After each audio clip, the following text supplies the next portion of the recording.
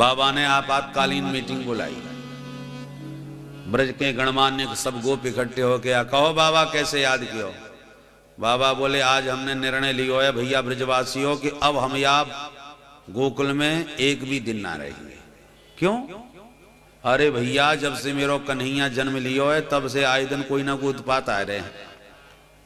अरे आज तो हद है गई। कितने वर्ष पुराने मेरे आंगन के वृक्ष दो और दोनों एक साथ टूट के मेरे कन्हैया के ऊपर गिर पड़े। मेरो लाला बाल बाल बच गयो आज तो। या को मतलब ही अब ये जगह हमारे रहने योग्य है ही ना।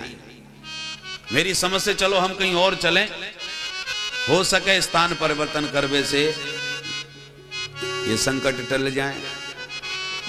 तो अब आप लोग ये बताओ हम कहां जाएं? नंद बाबा के छोटे भैया उपनंद बोले बड़े भैया एक जगह बहुत प्यारी है। कौन सी? वनम वृंदावनम नाम बसव्यम नमकाननम गोप गोपी गवां सेव्यम पुण्याद्रि तृणवीरुधम। बाबा अपने ब्रज में बहुत सारे वन हैं। वृंदावन, निधिवन, बेलवन, कामवन, तालवन, मधुवन, भंडीर वन, ये सब वन हैं ब्रज के। पर इन सब में सर्वोत्तम वन है श्रीधाम वृंदावन। बोल वृंदावन बिहारी लाल की जय। वृंदावन का मतलब वृंदाया तुलस्या वनम। वृंदावनम, वृंदा नाम तुलसी का। तुलसी के द्वारा सुशोभित जो वन है बाको नाम वृंदावन अथवा वृंदानाम भक्त समूहानाम वनम वृंदावनम। भगवान के भक्त वृंद जहां वास करें, भक्तों की परम रसमयी भूमि का नाम है वृंदावन। प्रेम की पिपास देख देख निज प्रेमियों को प्रेम का समुद्र सीमा तोड़ के बहाया है।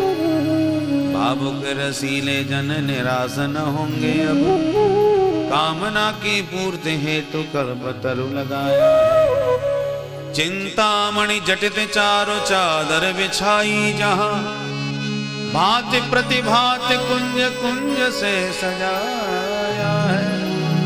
भारत का भूषण तिलक तीनों लोकों का, भक्तों के वास हेतु वृंदावन बनाया है।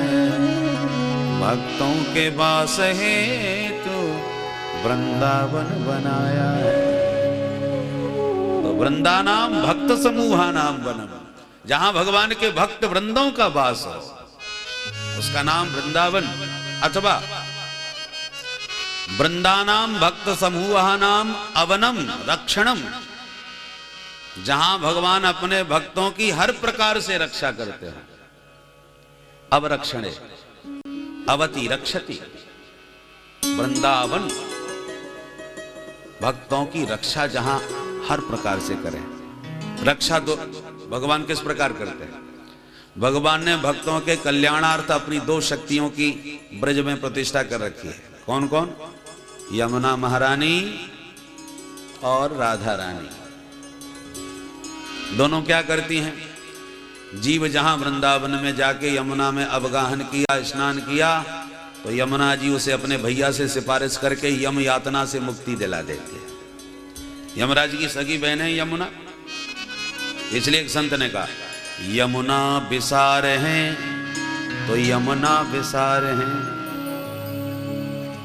हमने यदि यमुना को विसार दिया, भुला दिया, त्याग दिया, तो फिर यमराज हमें छोड़ने वाले, त्यागने वाले नहीं। यमुना विसार हैं तो यमुना विसार हैं, और यमुना समार हैं तो यमुना समार हैं। यमुना समार हैं तो यमुना समार हैं। यमुना ने संभाल लिया हमको, आश्रय दे दिया अपने चरणों में, तो फिर यम हमको हाथ लगाने वाले नहीं है, हमको पकड़ने वाले नहीं है। तो यमुना स्नान करने से यम यातना से जीव की मुक्ति होती है। पर यमराज से तो बच गया, पर जन्म मरण का जो भवताप हमें सता रहा है उससे कैसे बचे? उसके लिए भगवती वृषभानुनंदिनी रास रासेश्वरी राधा रानी के चरणों का आश्रय ग्रहण करो। राधे राधे पुकारोगे कि तो भव बाधा भी मिट जाएगी। जन्म मरण की व्याधि से भगवती राधा रानी जीव को मुक्त कर देती है। वृंदावन धाम को बास भल्यो, जहां पास बहे यमुना पटरानी। जो जन नाय के ध्यान धरे, वैकुंठ मिले तिनको राजधानी। चारे हूँ वेद बखान कहे, और संत मुनि न गुनी मनमानी। यमुना यमदूतन टारत हैं, अवतारत हैं श्री राधिका रानी। जय हो। यमुना यमदूतन टारत हैं, भवतारत हैं श्री राधिका रानी। बोल राधा रानी की जय, बरसाने वारी की जय, मोहन प्यारे की जय, बंसी वारे की जय। एक स्वर में समस्त सुंदर वृंदावन हमको भी बहुत पसंद है। तो देर किस बात की, चलो बैलगाड़ियों में सामान लादा, ब्रजवासी चल पड़े वृंदावन धाम गोकुल छोड़कर। और जो वृंदावन में प्रवेश किया तो वृंदावनम गोवर्धनम यमुना पुलिनानि च वीक्षासीदुत्तमा प्रीति राम माधवयो। ब्रज बीथियों का जब दर्शन किया, हरि भरी कुंज निकुंजों का दर्शन किया, गिरिराज गोवर्धन नाथ का अवलोकन किया, कलकल कल्लोल करती हुई कमनीय कालिंदी के कलरव को कन्हैया ने जब सुना तो मस्त हो गए, मुग्ध हो गए। भैया मैं तो या वृंदावन में चरांगो अब गैया। मैया बोली कन्हैया तू 4 वर्ष को भयो है बेटा, अभी अपने आप को ठीक से संभाल ना सके, गैयन को का संभाल ले वो। तेरी बहुत इच्छा है तो चल पहले बछड़ा चरा वो सीख। अच्छा ठीक है भैया। कन्हैया वत्सपाल बन गए, बछड़ा चराना प्रारंभ कर दिए।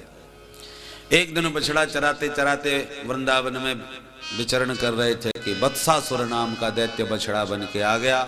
प्रभु पहचान गया नकली बछड़ा है, तो पैर पकड़ के घुमा के दे मारा सो गोविंदाय नमो नमः। वत्सासुर का उद्धार किया।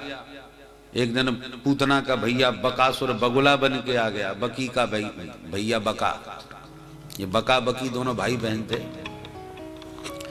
तो इयम बकीयम, तो बकी को तो भगवान ने पैदा होते ही लुढ़काया, अब आ गया बका। तो भगवान को बगुला बन के आके मुंह में धड़ के गटक गया। भगवान ने अपना शरीर इतना गर्म कर दिया कि उसको लगा जैसे अपन कदाचित गरम रसगुल्ला डायरेक्ट पा जाए। तो मुंह में जा करके जब उसके गर्माहट निकलती है तो महाराज अंत में बाहर ही निकालना पड़ेगा, इतना जल जाते हैं। कभी कभी धोखा हो जाता है। तो जब खूब जलन हुई तो अपने आप ही उस बेचारे को भगवान को बाहर निकालना पड़ा। जब जलन हुई तो, और जैसे भगवान को बाहर निकाला तो मुंह पकड़ के भगवान ने उसकी चोंच बीच में से चीर डाली। सो गोविंदाय नमो नमः। बकासुर का उद्धार हुआ। एक दिन अघासुर अजगर बन के बैठ गया मुंह फाड़ के। ब्रजवासियों को लगा कि सर्प के आकार की कोई सुंदर गुफा है, चलो भीतर चल के देखें। तो ब्रजवासी गुफा समझ के घुस गए अजगर के मुख में। सारे ब्रजवासी जैसी भीतर घुसे तो भगवान भी पीछे से रोकते रोकते बात करते करते जैसी मुख में प्रवेश किया सबसे बाद में भगवान ने, तो अघासुर ने तुरंत मुख बंद कर लिया। सारे ब्रजवासी मूर्छित हो गए और भगवान उसके श्वास छिद्र को अवरुद्ध करके बैठ गए। जब बिना श्वास के छटपटाने लगा तो थोड़ी देर में इसका ब्रह्मरंध्र फट गया। उसी छिद्र से सारे ब्रजवासियों को निकाल के भगवान बाहर ले आए। बाहर निकलते ही अघासुर का तेज भगवान में विलीन हो गया। अघासुर का उद्धार हुआ। पर गजब ये हुआ कि आज अघासुर मरा, उसके 1 वर्ष के बाद ब्रजवासियों ने घर में कहा कि मैया तेरे कन्हैया ने आज अघासुर मार दिया। 1 वर्ष के बाद क्यों कहा प्रभु? तब सुखदेव जी कहते हैं सुनो, अघासुर के मुख से बाहर आते ही ब्रजवासी बोले कन्हैया तेरी कृपा से आज बच गए। पर लाला रे बड़ी जोर की भूख लग रही, अब तो चलो भोजन करें। तो अपना अपना कलेवा लिया और जमुना तट पर बैठ के रेती में भोजन किया। बीचों बीच कन्हैया, चारों तरफ से ग्वाला। बड़ी प्यारी झांकी है, भोजन पाते हुए सखाओं के बीच भगवान की। सुखदेव बाबा चित्र खींचते हैं। बिभ्रद वेणु जठर पटयो श्रृंग बेत्रे च कक्षे वामे पाणौ शृणकबलं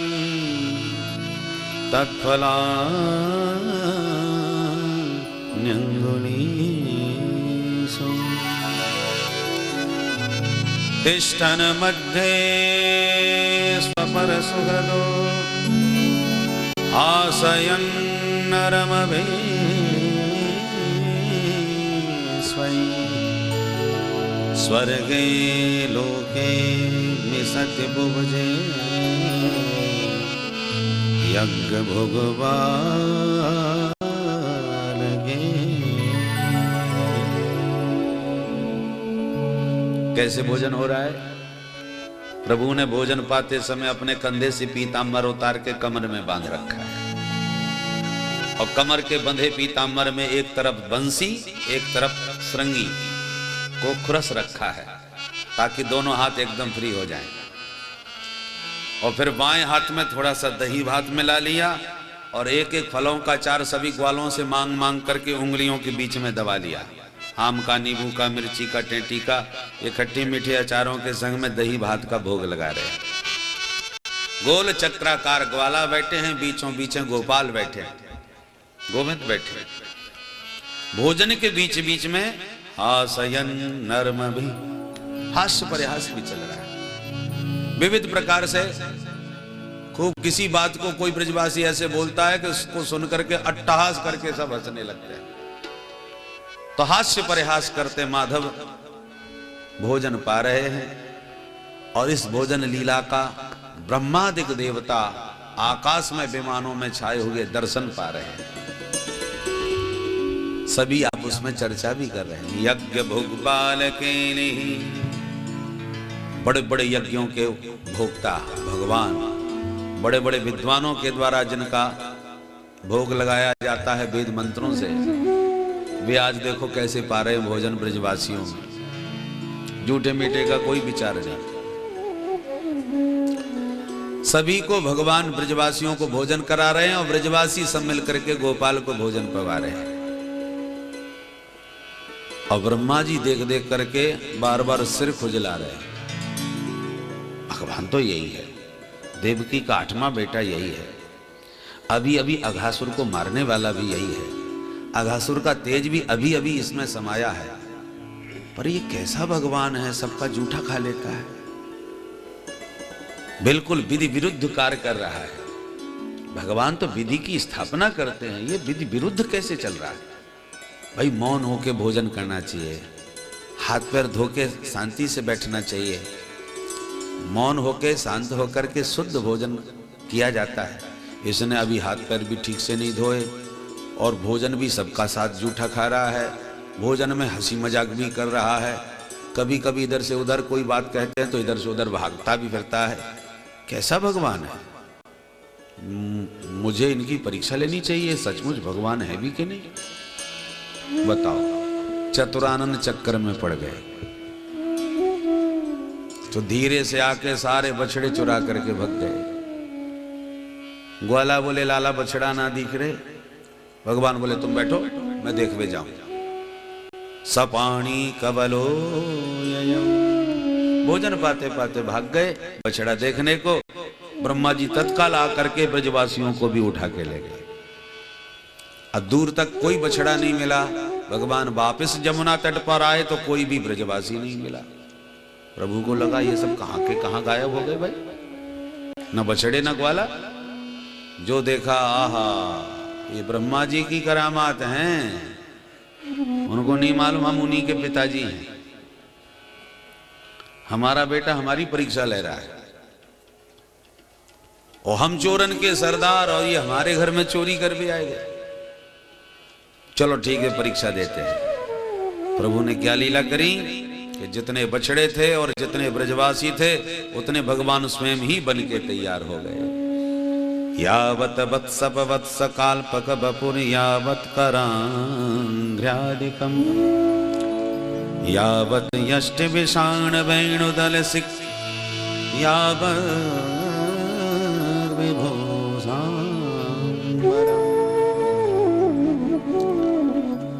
यावच्छील गुणाभिधाकृत भयो यावद विहारादिकम्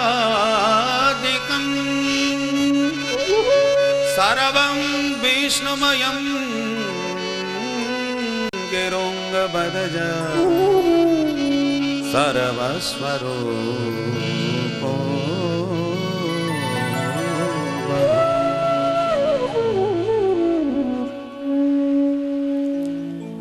जितने बछड़े, जितने ब्रजवासी, जिनके तन पे जैसे जैसे कपड़े, जिनके अंग पे जैसे जैसे आभूषण, जिनके हाथ में जैसे जैसे लाठी डंडे बांसुरी, जितना भी जो भी कुछ था ब्रजवासियों के पास, वस्त्र अलंकार यष्टि विषाण, सब कुछ भगवान स्वयं बन के तैयार हो गए और सर्वम विष्णुमयम जगत, इस महावाक्य को चरितार्थ कर दिया।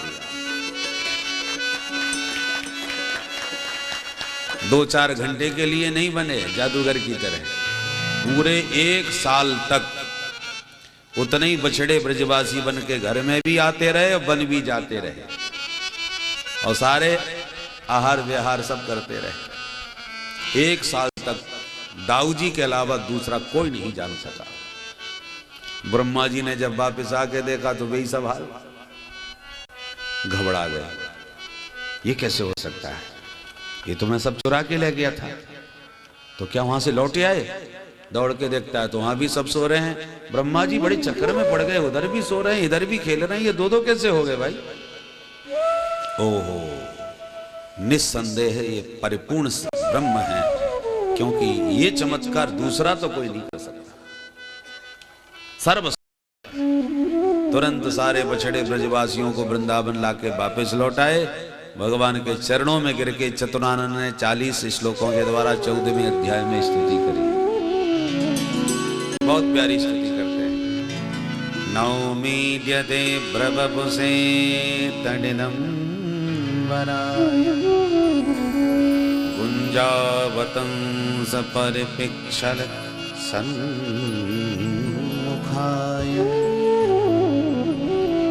वन्यस्रजे कवलवेत्र विषाणवेणु लक्ष्मश्रिये मृदुपदे पशुपांगजा।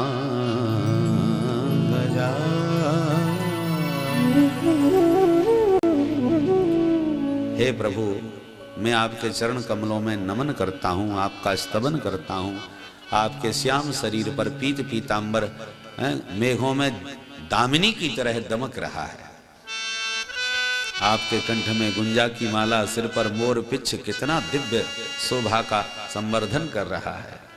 गले में दिव्य पुष्पों की माला, आपकी 4 भुजाओं में कवल वेत्र विषाण वेणु विभूषित हो रहे हैं।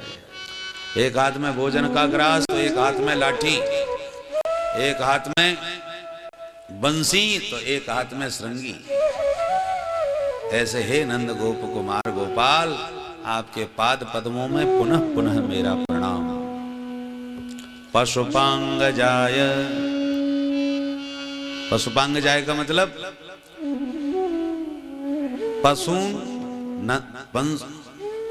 पशून पाती इति पशुपः नंदः अंगाय पुत्राय पशुपांग जाय। पशुपालक हैं नंद बाबा और उनके अंग हैं, अंग माने पुत्र, उनके पुत्र बन के आपने जन्म लिया है। ऐसे हे नंद गोप कुमार गोपाल। दूसरा अर्थ, पशुपानाम गोपानाम गजाय मुख्याय पशुपांगजाय। यहां पर जितने भी गोप वृंदावन के हैं, उन वृंदावन के समस्त गोपों में आप मुख्य हैं। पशुपानाम गोपानाम गजाय मुख्याय, प्रमुख गोप के रूप में आपकी इन ग्वालों में कितनी अपूर्व शोभा हो रही। अथवा पशु नंदिनः पांति रक्षन्ति इति पशुपो महादेवः। पशुपतिनाथ भगवान शंकर पशुप है, तो पशुपः शिवः अंगात हृदयात जातः स पशुपांगजः तस्मै पशुपांगजाय। भगवान पशुपतिनाथ शिव जिनके हृदय में विराजते हैं और जो शिव जी के हृदय में निरंतर विराजते हैं, ऐसे हे श्री हरि नारायण, आपके पाद पद्मों में मेरा बारंबार प्रणाम। अथवा पशून अज्ञानिनः पांति रक्षन्ति इति पशुपाः ब्राह्मणाः। पशु तुल्य मूर्ख जो प्राणी हैं, अज्ञानी जो जीव हैं, उनको जो धर्म पथ का उपदेश दे करके मार्गदर्शन करावे, वो पशुप नाम है ब्राह्मणों का। पशुतुल्य प्राणियों को धर्म का उपदेश दे करके जो उनका पथ प्रदर्शन करें, वो पशुप ब्राह्मण। पशुपाः ब्राह्मणाः यस्य अंगात मुखात जातः स पशुपांगजः तस्मै पशुपांगजाय। वो ब्राह्मण देवता जिन प्रभु के मुख से प्रकट होते हैं, जन्म लेते हैं, ब्राह्मणोश मुखमासीत, इस वैदिक वचन के आधार पर ब्राह्मणों का जन्म भगवान के मुख से हुआ है। ऐसे हे विराट पुरुष, जो जिनके मुख से ब्राह्मण जन्म लें, ऐसे हे विराट प्रभु, आपके चरणों में मेरा प्रणाम। अथवा पशून पापिनः पांति रक्षन्ति इति पशुपाः गंगाः। बड़े बड़े पापियों को भी जो अपने पावन जल में स्नान करते ही परम पवित्र बना देती हैं, वो पशुपा नाम गंगा का है। पशून पापिनः पांति रक्षन्ति इति पशुपाः गंगाः। पशुपा गंगा यस्य अंगात अंगुष्ठात जातः स पशुपांगजः तस्मै पशुपांगजाय। वो भगवती पाप प्रक्षालनी गंगा जिनके पदांगुष्ठ से प्रकट भई है, जिनके श्रीअंग से प्रकट भई है, ऐसे हे श्री हरि नारायण, आपके पाद पद्मों में पुनः पुनः मेरा प्रणाम। इस प्रकार पशुपांग जाय शब्द के अनेकानेक दिव्य अर्थ महापुरुषों ने प्रकट किए। ब्रह्मा जी कहते हैं, भगवान आपका शरीर मैंने तो बनाया नहीं, तो फिर आपको किसने बनाया? अस्यापि देव वपसो मदनुग्रहस्य स्वेच्छामयस्य न तो भूतमयस्य कोपि। जब मैंने नहीं बनाया तो कोई और दूसरा बना भी नहीं सकता, और इससे सिद्ध हो गया कि आप निज इच्छा निर्मित तनु हैं, किसी के बनाए हुए नहीं, अपनी मर्जी से ही बन के आ गए हो। और अपनी मर्जी से बन के आ गए हो तो पंचभूतों से आपका शरीर नहीं बना होगा। न तो भूतमयस्य कोपि। भगवान का संपूर्ण शरीर सर्वथा चिन्मय होता है। हमारे शरीर में दो विभाग हैं, आत्मा और शरीर, दो हिस्से हैं ना। शरीर हमारे यहाँ धर्मशाला है, उसमें हम शरीरी क्षेत्रज्ञ इस क्षेत्र में निवास करते हैं, तो दो विभाग हो गए, देह देही, क्षेत्र क्षेत्रज्ञ, शरीर शरीरी। परंतु परमात्मा के शरीर में ये विभाग नहीं है। देह देही विभागोयम ईश्वरे नैव विद्यते। उनका संपूर्ण शरीर सर्वथा चिन्मय होता है, जिसमें किसी भी प्रकार की ये पांच भौतिक विकृति नहीं होती। ब्रह्मा जी कहते हैं, मुझे विश्वास है तीन बातें अपने जीवन में कोई उतार ले तो जीवन मुक्त हो जाए। बड़ा मार्मिक ये श्लोक हमारे परम पूज्य ब्रह्मलीन श्री स्वामी विष्णु आश्रय जी महाराज को ये श्लोक भागवत का सर्वाधिक प्रिय है। वो कहते हैं ये तीन बातें बड़ी महत्वपूर्ण हैं, उतारने योग्य है। कौन कौन? तत्तेनुकंपां सुसमीक्षमाणो भुञ्जान एवात्मकृतं विपाकम् हृदवाग्वपुर्भिर्विदधन् नमस्ते जीवेत यो मुक्तिपदे सदाय भाव। पहली बात, तत्तेनुकंपाम सुसमीक्षमाण। भगवान हम पर जो अहरनिश कृपा की बरसात कर रहे हैं, उस भगवान की कृपा का सतत हम अनुभव करें। भगवान कृपा तो कर ही रहे हैं, परंतु कहने नहीं आएंगे किसी से कि देखो हमने कितनी कृपा करी। कृपा न होती तो तीर्थराज प्रयाग में महाकुंभ के इस पर्व पर माँ भगवती गंगा के तट पर बैठ के भागवत की ज्ञान गंगा में क्या हम गोता लगा रहे होते? बड़ी भारी कृपा है हरि की, परंतु भगवान कहने तो किसी के पास नहीं आ रहे। आपको ही इस पर विचार करना पड़ेगा कि ठाकुर जी की कितनी बड़ी कृपा है। इसलिए तत्तेनुकंपाम सुसमीक्षमाणो। दूसरी बात, भुंजानैवात्मकृतं विपाकम्।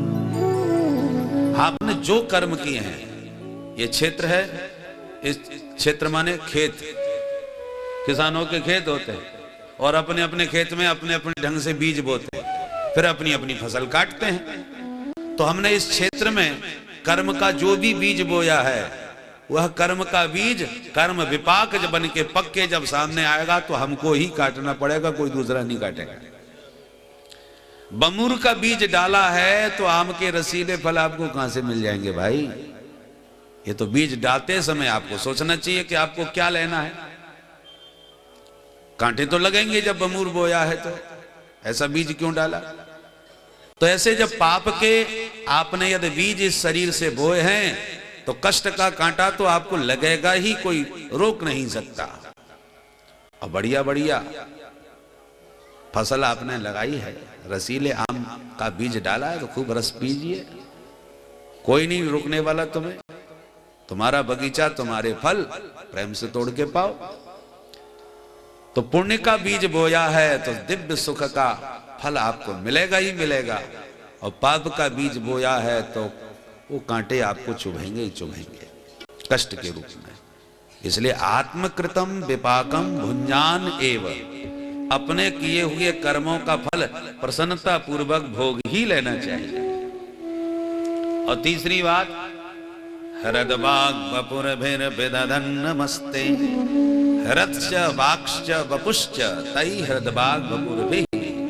मनसा वाचा कर्मणा तीनों से एक होकर जिसने भगवान की शरणागति ग्रहण करी, भगवान के चरणों में प्रवृत्ति करी, सब मुक्ति पदे दाय भाग, वो भगवान के मुक्ति पद का अधिकारी हो जाता है।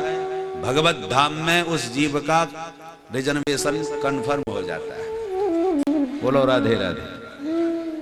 और जिस भक्तों को मुक्ति ही नहीं चाहिए वो क्या करे, उसको क्या मिलेगा? बोले मुक्ति पदे सदाय भाग। मुक्ति जिन प्रभु के पाद पद्मों में प्रतिष्ठित है, ऐसे चरण कमलों की उसे प्राप्ति हो जाएगी। तो जो मुक्ति का पद चाहता है वो मुक्ति का पद मिलेगा, और मुक्ति जिसके पद में प्रतिष्ठित है, जो मुक्ति नहीं चाहते उन्हें उन पादार बिंद का आश्रय प्राप्त होगा। भक्तों को तो पद चाहिए भगवान का, मुक्ति चाहिए नहीं।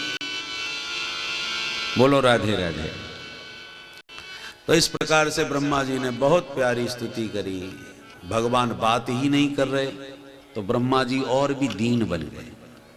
बोले प्रभु एक बात बताओ, माँ के पेट में जब बच्चा होता है तो उसके हिलने डुलने से माँ को बड़ा कष्ट होता है, पर कष्ट होने पर भी माँ मन ही मन प्रसन्न भी होती है कि बच्चा मेरा स्वस्थ है, ठीक है। तो कष्ट पर भी वो प्रसन्नता का अनुभव करती है। ऐसी सारा संसार आपके पेट में है, तो क्या मैं ब्रह्मा भी आपके पेट का बच्चा नहीं हो गया? अरे ब्रह्मांड में मैं भी तो हूं, तो मैं ब्रह्मा भी तो आपके पेट का ही बच्चा हूं। यदि मैंने थोड़ा बहुत इधर उधर हिल डुल करके आपको कष्ट दे भी दिया तो कम से कम अपने गर्भ का शिशु मान के मुझे माफ कर दीजिए। उत्क्षेपणम गर्भगतस्य पादयो किम कल्पते मातुरधोक्ष जागसे किमस्ते नास्ति व्यपदेश भूतले संसितं तवास्ति कुक्षे कियदप्यनंत।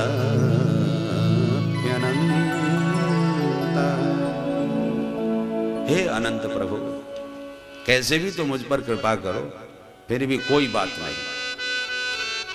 तो बेचारे ब्रह्मा जी फिर भगवान के भक्तों की, ब्रजवासियों की महिमा गाने लगे। अहो भाग्यम नंद गोप ब्रजौकसाम यन्मित्रं परमानंदम पूर्णं ब्रह्म सनातनम। अहो भाग्यम, इन ब्रजवासियों के भाग्य देखो, कितने बड़े भाग्य। मैं विधाता जिनकी कृपा कटाक्ष को तरसता हूं, उन गोविंद के साथ जो कबड्डी खेलते हैं, कुश्ती लड़ते हैं और पटक के हरा के उनको अपना घोड़ा भी बना लेते हैं।